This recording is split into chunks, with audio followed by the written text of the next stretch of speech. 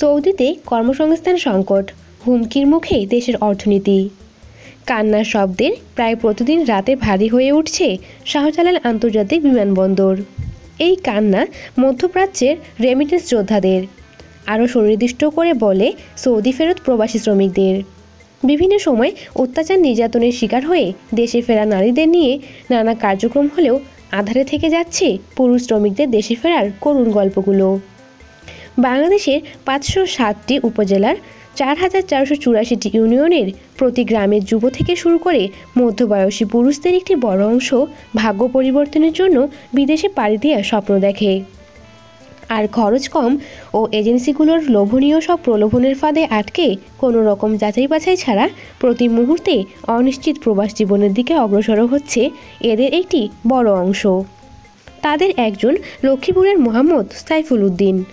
2018 সালের আগস্টে ভগ্নিপতির কাছ হতে উচ্চ সুদে টাকা নিয়ে পাড়ি জমান সৌদিতে, কিন্তু বছর না ঘুরতেই চলতি মাসের 10 মার্চ তারিখে দেশে ফিরতে হয় তাকে।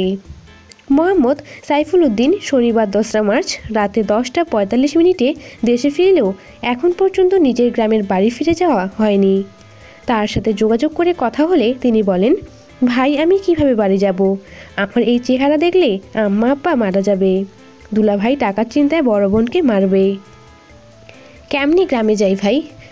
মাত্র 7 মাসে কেন ফিরে আসতে হলো আপনাকে? এমন প্রশ্নের উত্তরে তিনি বলেন, ভাইয়া আমি যে এজেন্সির মাধ্যমে সৌদি গিয়েছিলাম তারা বলেছিল আমাকে একটি রুটির বেকারিতে কাজ দেবে, খাওয়া ও থাকা মালিকের এবং মাসিক বেতন বাংলাদেশের 40,000 টাকা দিবে। কিন্তু আমাকে নিয়ে কাজ দেওয়া হয় একটি বাড়ির টয়লেট পরিষ্কারের কাজ। মাসে বেতন দিয়েছে 28,000 টাকা। তাতেও কষ্ট করে আমি থেকে গিয়েছিলাম, কারণ আমার দুলাভাই এর থেকে নেওয়া 2,50,000 টাকা সুদসহ 1.5 বছরের মধ্যে দিতে হবে। তাহলে হঠাৎ করে দেশে চলে আসলেন কেন? ভাই আসলে আমি আসতে বাধ্য হয়েছি। জানুয়ারি মাসে আমাকে মাত্র 20,000 টাকা দেওয়া হয়েছে। আর অত্যাচারের বিষয়ে নাই বলি, বিদেশের মাটিতে আমরা বড় অসহায়।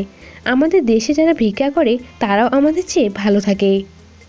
কী রকম নির্যাতন করা হয় এমন প্রশ্নের উত্তরে নিজের গায়ের কাপড় খুলে দেখান সাইফুল উদ্দিন। পিঠে ও বুক জুড়ে কালো কালো দাগ। সাইফুল উদ্দিন জানান এগুলো হচ্ছে বেল্টের মারের দাগ। কাজে ভুল হলেই নানাভাবে তাদের নির্যাতন করা হতো। সাইফুল উদ্দিন একা নয়, মধ্যপ্রাচ্যের দেশ সৌদি আরব থেকে আসা একাধিক প্রবাসী একই তথ্য দিয়েছেন। জানিয়েছে বর্তমানে সৌদি ছাড়তে বাধ্য করা হচ্ছে বাংলাদেশিদের। সৌদি থেকে ফিরে আসা কয়েকজনের সঙ্গে কথা বলে জানা যায়, অর্থনৈতিক মন্দাভাব কাটিয়ে ওঠার জন্য বর্তমানে সৌদি সরকার বেশিরভাগ প্রতিষ্ঠানগুলোকে সৌদিকরণের নীতি হাতে নিয়েছেন, যার ফলে নানা সমস্যার সম্মুখীন হতে হচ্ছে বাংলাদেশি প্রবাসী সহ বিভিন্ন দেশের শ্রমিকদের। ময়মনসিংহের সাইদ আহমেদ দেশে ফিরেছেন ফেব্রুয়ারি মাসের 27 তারিখে। তার সাথে কথা হলে তিনি বলেন, আমি প্রায় 6 বছর সৌদি আরবে ছিলাম। এমন নির্যাতন আগে দেখি নাই। চোখের সামনে কি দেশ কি হয়ে গেল। 100 জনের মধ্যে 95 জন শুধু পুরুষ বাংলাদেশি নির্যাতনের শিকার হচ্ছে। আপনি কেন ফিরে আসতে বাধ্য হলেন? আপনি তো দীর্ঘদিন থেকে ওইখানে ছিলেন। বর্তমানে সৌদিতে কর্মসংস্থানের ব্যাপক সংকট চলছে। অনেক কোম্পানি বন্ধ হয়ে গেছে। আমার কর্মস্থল সহ আশেপাশে না হলেও শতাধিক কোম্পানি বন্ধ হয়েছে। আর নতুন যে চাকরি পাওয়া যাচ্ছে সেগুলোর বেতন আগের বেতন হতে 50 থেকে 40% কম। উপর দিকে সৌদিতে সকল পণ্যের উপরে তো অধিক কর আছেই। একটা সময় সরকারের থেকে ফ্রি পানি পাওয়া যেত, এখনও সেই পানি কিনে খেতে হয়। তিনি আরও জানান, বর্তমানে একজন বাংলাদেশির বেতন কমে দাঁড়িয়েছে 700 থেকে 1000 রিয়াল।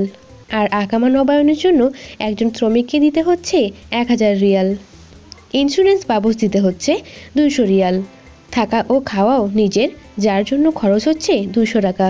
আর অন্য খরচ বাবদ খরচ হয়ে যাচ্ছে 250 থেকে 300 টাকা পানির বিল, বিদ্যুৎ বিল। আর অর্থাভাবে অনেকেই এখন আকামা নবায়ন করতে পারছে না, ফলে তারা সৌদি আইনে অবৈধ বলে গণ্য হচ্ছে। এই সুযোগ কাজে লাগিয়ে শত শত বাংলাদেশিদের আটক করে বিভিন্ন মামলা দিয়ে দেশে ফেরত পাঠানো হচ্ছে।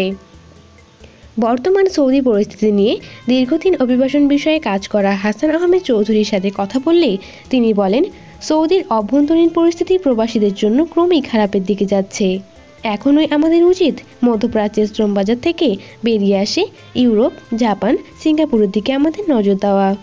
কারণ এ দেশগুলোতে দিন দিন বাংলাদেশি শ্রমিকদের চাহিদা বাড়ছে। অন্যদিকে সৌদি সহ মধ্যপ্রাচ্যের দেশগুলোতে মূলত ভবন নির্মাণের কাজের জন্য একটা সময় আমাদের দেশের লোক নিত, কিন্তু বর্তমানে এই দেশগুলোতে এই কাজের সংখ্যা অনেক কম, যার ফলে তারা বাংলাদেশিদের আর রাখতে চাচ্ছে না। প্রবাসী কল্যাণ মন্ত্রণালয়ের ভারপ্রাপ্ত সচিব রৌনক জাহান বলেন, সৌদি আরবের পরিস্থিতি আমরা সচেতনভাবে পর্যবেক্ষণ করছি।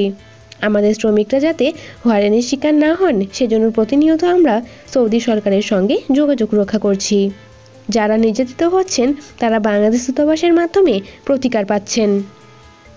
জনশক্তি রপ্তানিকারকদের সংগঠন Bangladesh association of international recruiting এজেন্সির সভাপতি বেনজির আহমেদ এ বিষয়ে জানান, আর্থিক মন্দার কারণে সৌদি সরকার নিজ নাগরিকদের বেকারত্ব দূর করতে দেশটি 36 ব্যবসাকে সৌদি নারী পুরুষদের জন্য নির্দিষ্ট করে দিয়েছেন, যার ফলে সমস্যার সম্মুখীন হচ্ছে প্রবাসী শ্রমিকরা।